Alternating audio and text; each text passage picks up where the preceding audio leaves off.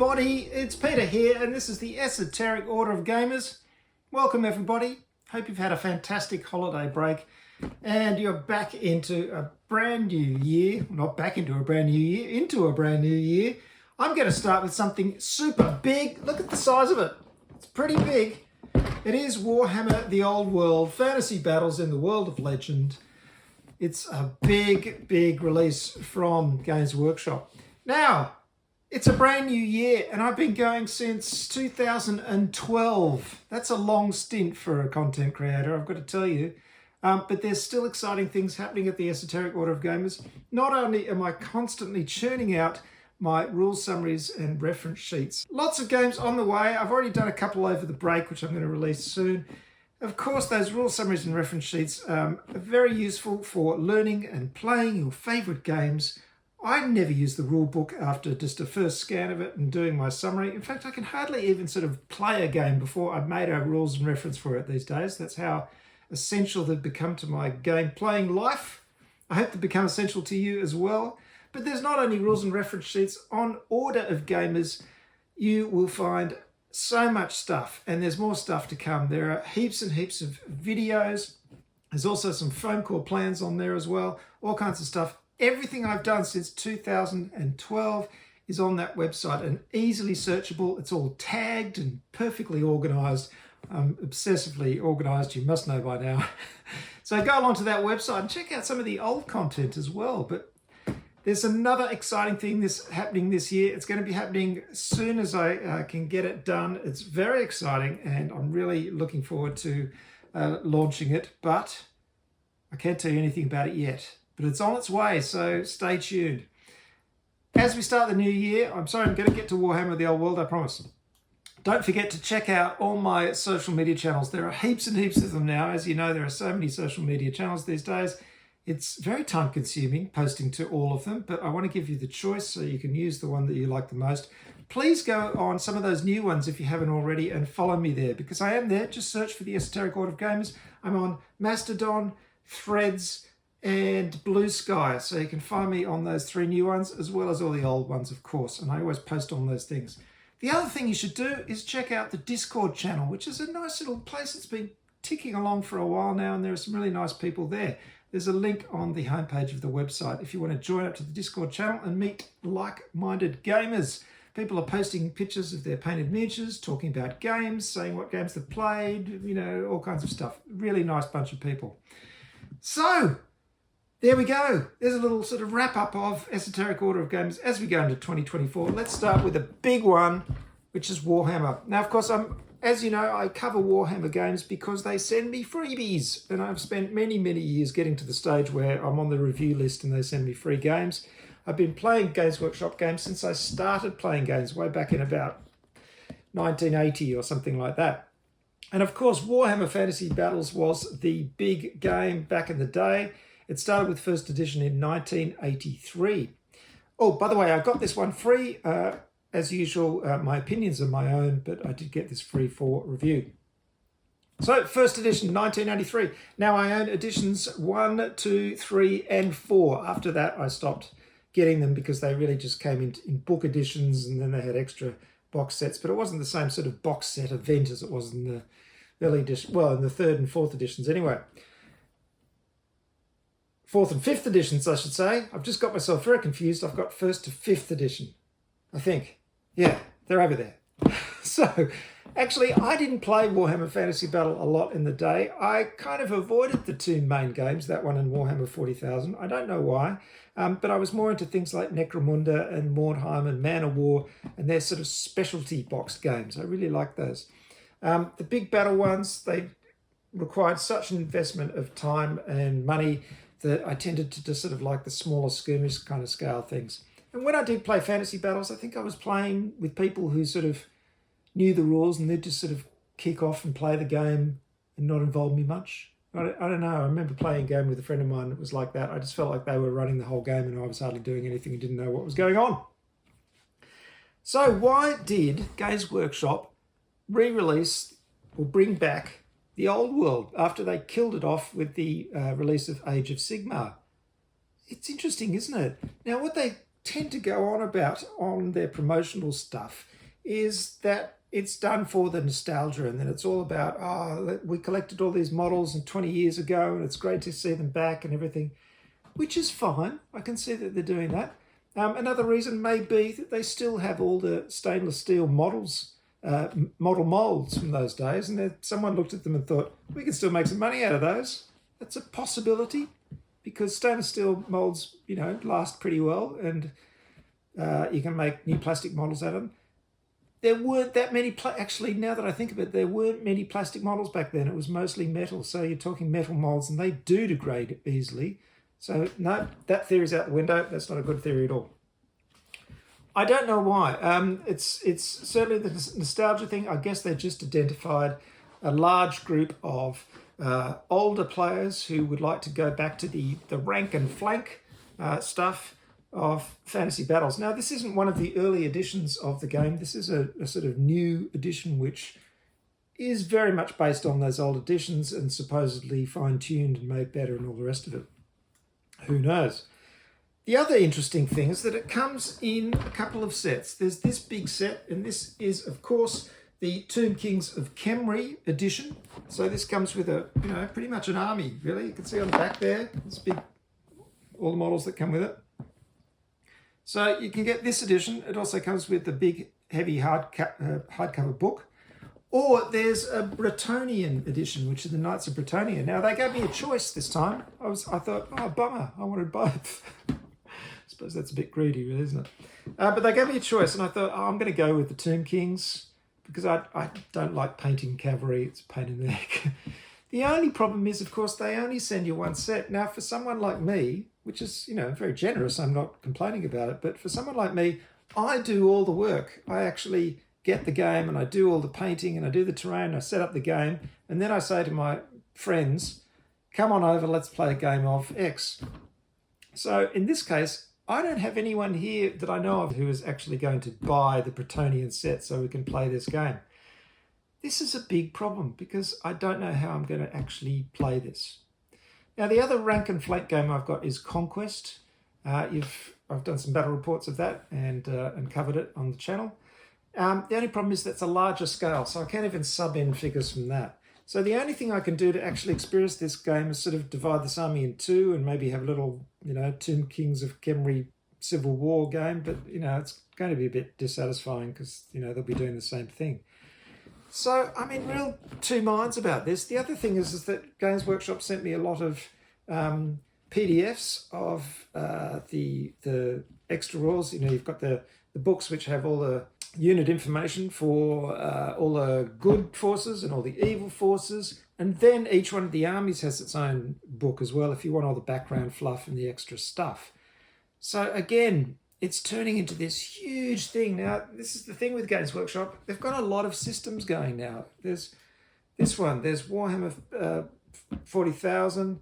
There's Kill Team. There's Warcry. There's all the Horus Heresy version of 40,000.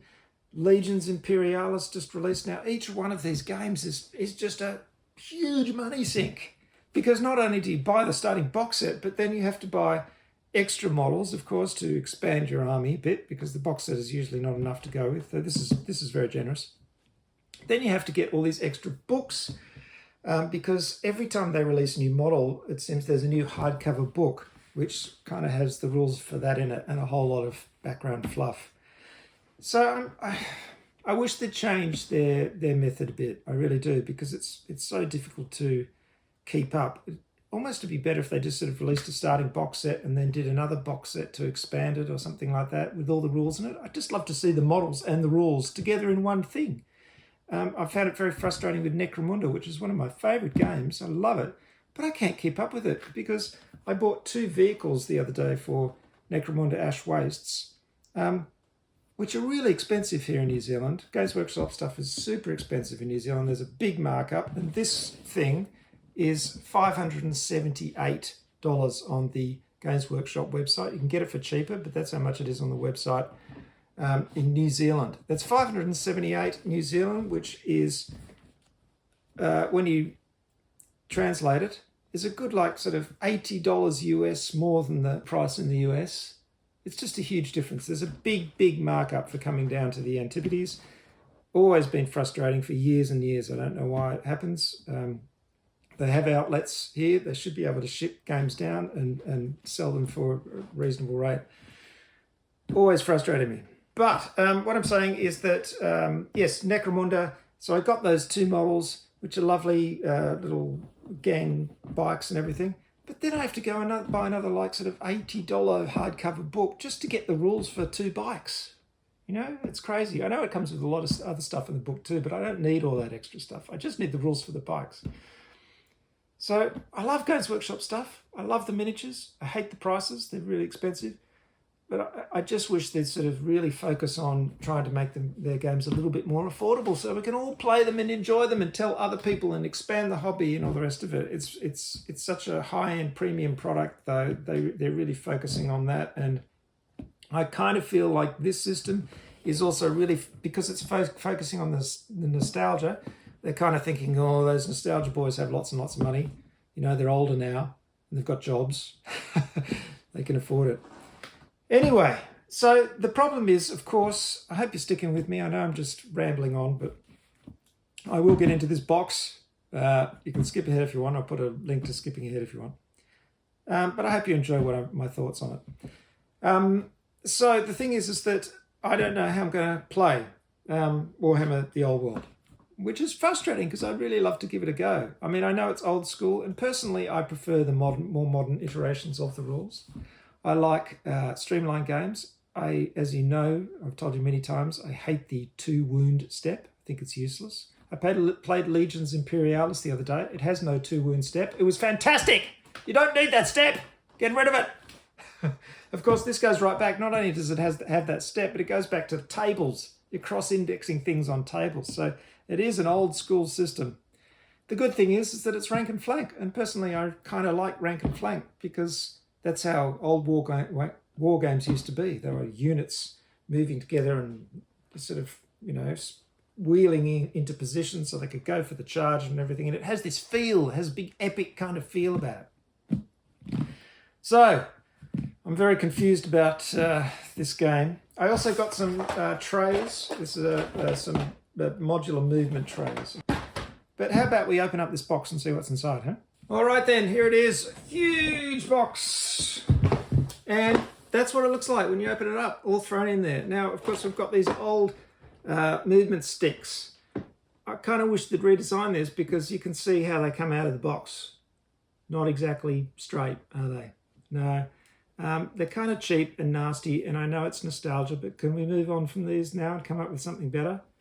I just don't think they're very good. I mean, I don't even know how I'm going to give this the boiling water treatment to straighten them because they're so long you can't really put them in boiling water in one go. Maybe you can do them half at a time, I don't know. But these things were pretty crap back in the day and they're kind of pretty crap now. Let's get rid of them and get something better. I mean, geez, the mould for these things must have had the most incredible workout. How many billions of these have they churned out? I don't know. Oh, talking about billions of things they've churned out. These templates, exactly the same templates they've been using since, I don't know which edition, a long time ago. You know, okay, they're fine, I guess, but it's the same. Anyway, we're going for nostalgia here, aren't we? So this is unusual. We don't usually see Ziploc bags in a Games Workshop product, but this looks like a whole lot of undead horses. Well, there we go. Now, the thing is, of course, is because these are old school models, so they're kind of smaller. They're pretty small for horses, aren't they? So they're a lot smaller, and they'll probably be less detailed, and they'll have that sort of old school feel. Look, more horses. There's a lot of undead horses there. Here we go. Now you can see there's a heap of plastic. Check this out. Oh my goodness.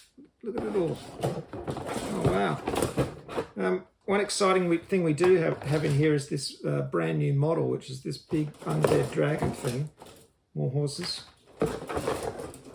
Wow. All right. Oh, careful. Don't want to break anything. Wow. This is a lot of plastic. Okay. Well, this is why you got such a huge box. Of course, when the huge box... one thing I must mention, the box is sturdy, which is really good. I was really expecting this to come in a cheap box because they're doing that a lot these days. So I'm really happy to see a heavy box, which I suppose they had to do because it's got a big hardcover book in it. So look at that. I know this is obscenely expensive, this box, but look at that. That's quite a lot of stuff. That's going to keep me extremely busy. This is the problem. Am I going to make these models up when I can't play the game because I've only got one army? Now, you're probably thinking, well, why don't you do like we do, Peter? Go and buy another set. And that's a fair enough thing to say because I got this one for free. So I think that that's fair enough. But then I have to paint 2 armies. It's going to take me forever. So the actual playing is going to be several months down the track. Quite a few months. I don't know what to do. Anyway, my job, not my job, but my pleasure, is, because I got this free, is to show it to you. So let's continue. Now we've got the old piece of cardboard, of course. And here's the book. Oh, wow. That is a heavy book. Look at that. That is a thick, thick book. Wow. Okay, that's very impressive. There's your weight right there. That's amazing. We've got our instruction book here. You can even see straight away as soon as you open the pages that this is quite a lot simpler in terms of construction than, you know, these days. That lovely big model there. Oh, check that out. That's cool. I mean, that pretty much sold me on getting the set. There's that big undead dragon. Fantastic stuff. So, oh, this is, oh, good. Oh, okay, they've done this. This is great. They've actually given the army list for this particular army. Now, I suppose they have to do this because, guess what? I think, yes, well, it's true. All the information about this army, all their stats and everything is in the separate book. So you've got to buy the separate book. However, I am happy to see that they've at least put the stats for everything that you get in the box into an army. This is what I want, because I don't want to go through army lists making up my own armies. I just want an army and I want the list for it and I want to play it. And I wish they'd do this in more of the games that they release, because I want to open up the box, make the models, paint them and play. Some people love that step of sort of counting up all the numbers to get their army together. It just does nothing for me, that step whatsoever. Just my personal choice. We have some big trays. Big bases, I should say. And here they are, they're square. Look at that big square one. That is for our undead dragon. These are for chariots, these ones. Of course, got cavalry ones. Oh, wow, this takes me back. The double slot on these. This really takes me back. Yeah, square bases. Now, I assume there's smaller bases. Here they are.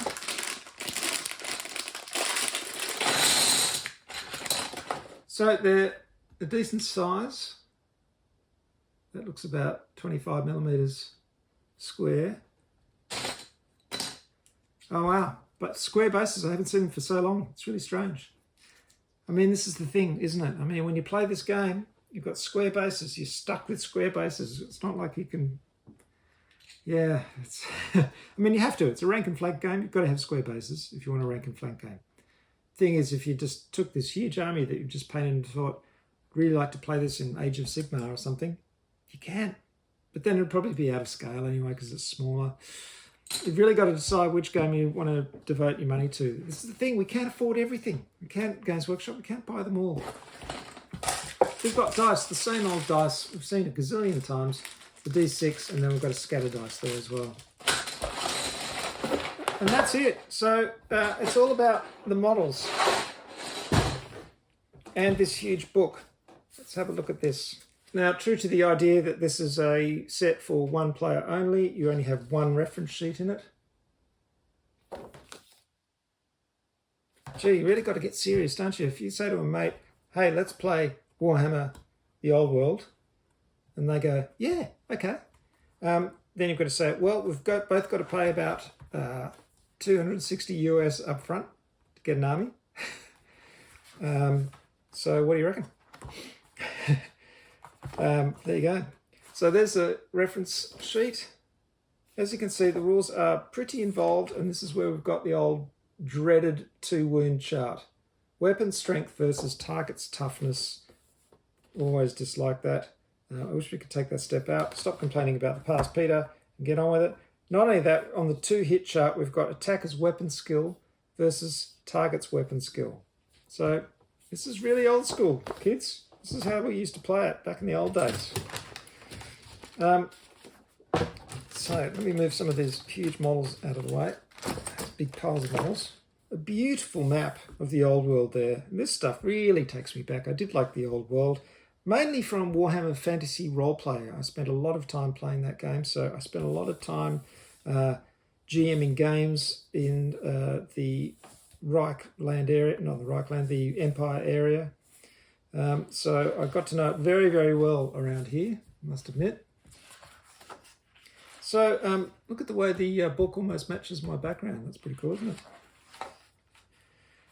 So this gives you a lot of information about the old world. Of course, those of us of our vintage will understand and remember all this stuff, but it's new if someone is getting into this for the first time.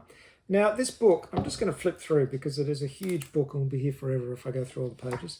It's got a very sepia look. I've already seen the PDF for this, and you can see super sepia with the occasional double spread like that, but it's mostly sepia illustrations, which I know they're going for the old world look and it's very archival, but I just find it a little bit brown. There's a lot of brown, as you can see.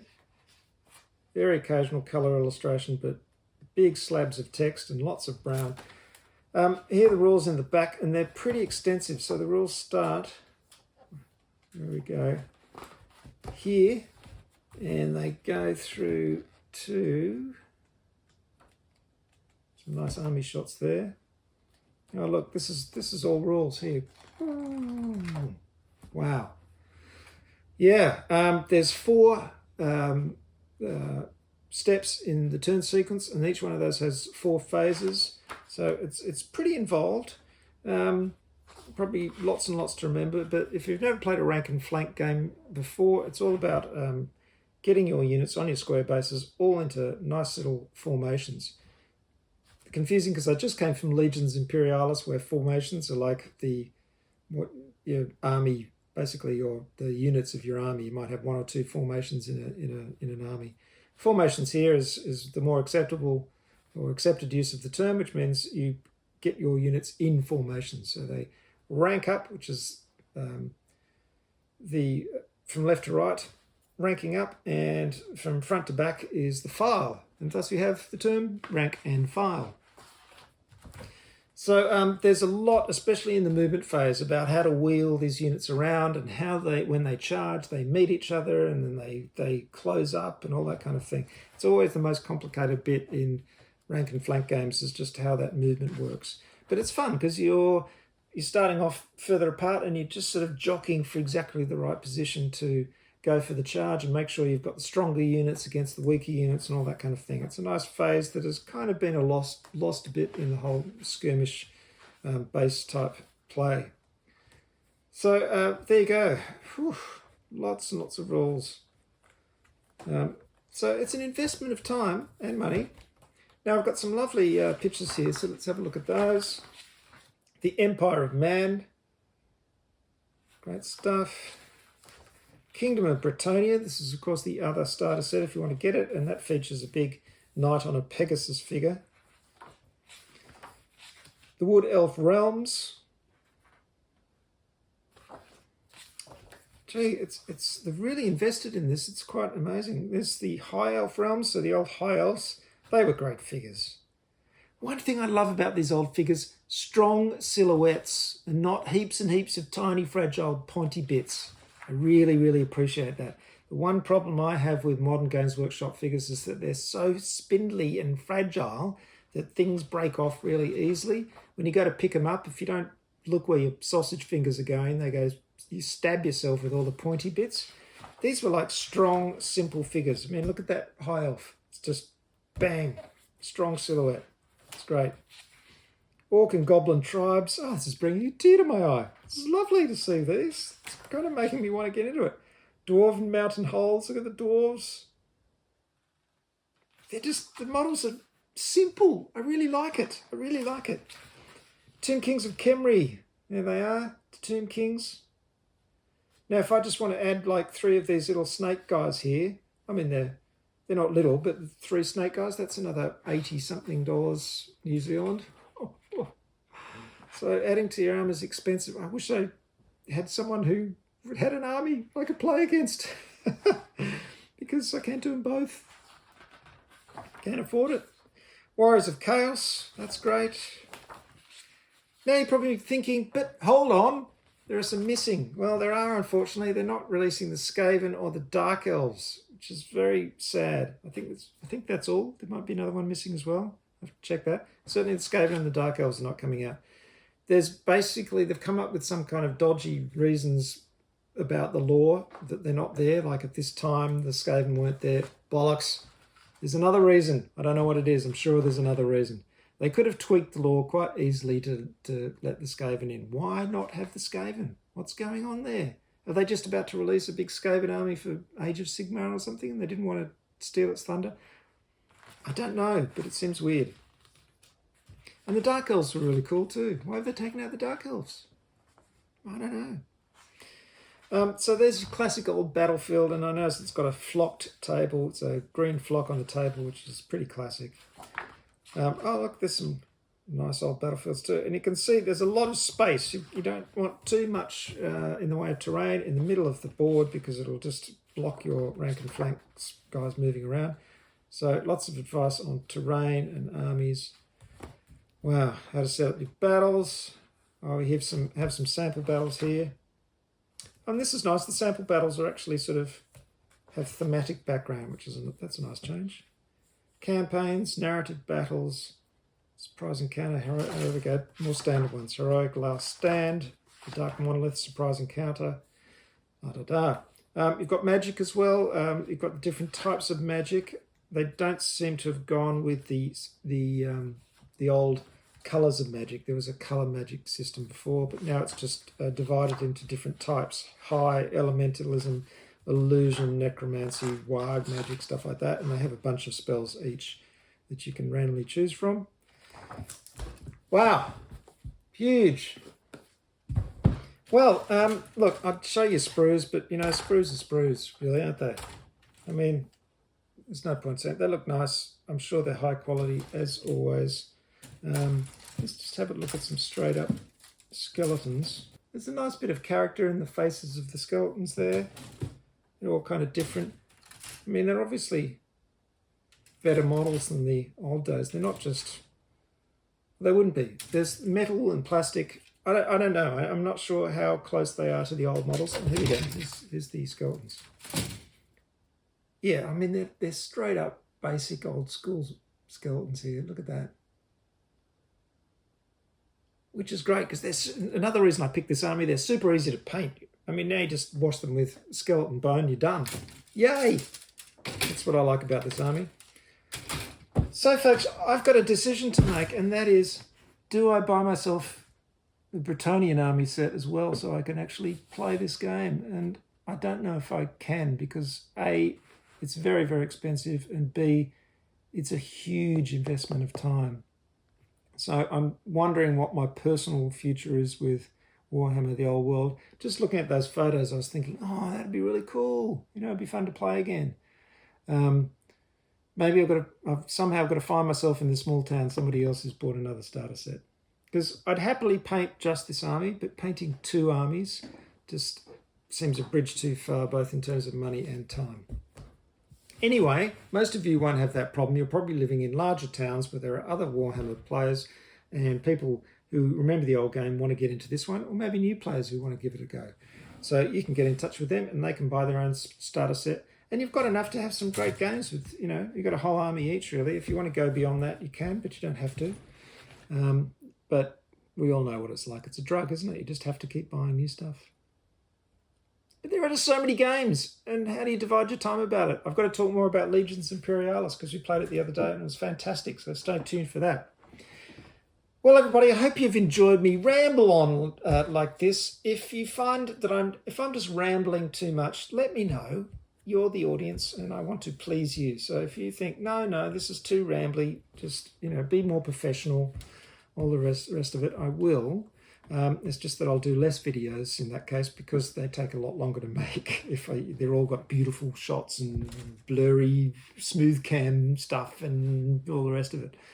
What I like to do is get you my thoughts and get across my passion for games and how excited I am about them and how much I enjoy playing them, and perhaps also give you a bit of perspective from someone who's been around for a while as well when it comes to these games, because I was here right at the start when Games Workshop started, even though I wasn't heavily into these core games. But it's nice to see this out. I just wish, well, I've already talked about what I wish. It's very expensive. All Games Workshop games are very expensive down in Australia and New Zealand, and so you have to be very careful about your decision making. So I hope this has helped on your decision making. I will see you next time. More to come, and of course that big announcement coming up in the next couple of months as soon as it's ready. Don't want to rush it, want to make it perfect. I'll see you next time, everybody. Thank you very much for watching. This is Peter, the Esoteric Order of Gamers. Don't forget to subscribe too if you haven't. Surely you have by now. Hit all notifications. Bye for now. Good gaming.